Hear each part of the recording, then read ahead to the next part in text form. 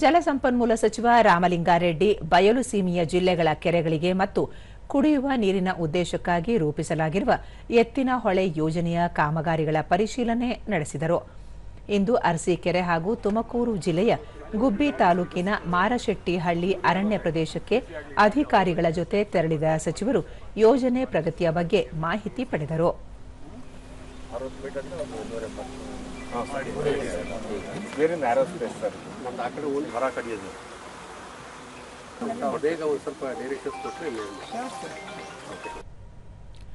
ಬಳಿಕ ಸುದ್ದಿಗಾರರೊಂದಿಗೆ ಸಚಿವ ರಾಮಲಿಂಗಾರೆಡ್ಡಿ ಒಟ್ಟು 252 ಕಿಲೋಮೀಟರ್ ಉದ್ದದ ಎತ್ತಿನಹೊಳೆ ಯೋಜನೆಯಲ್ಲಿ 220 ಕಿಲೋಮೀಟರ್ ಕಾಮಗಾರಿ ಪೂರ್ಣಗೊಂಡಿದೆ, 23 ಕಿಲೋಮೀಟರ್ ಪ್ರಗತಿಯಲ್ಲಿದೆ, 9.5 ಕಿಲೋಮೀಟರ್ ಕಾಮಗಾರಿ ಬಾಕಿ ಇದ್ದು ಅದರಲ್ಲಿ 6 ಕಿಲೋಮೀಟರ್ ಅರಣ್ಯ ಇಲಾಖೆಗೆ ಸೇರಿದ್ದಾಗಿದೆ ಎಂದರು.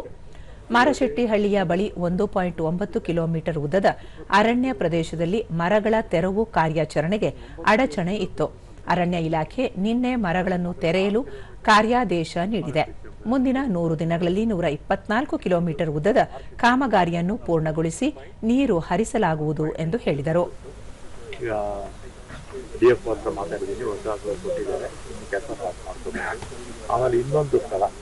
ಇದರಲ್ಲಿ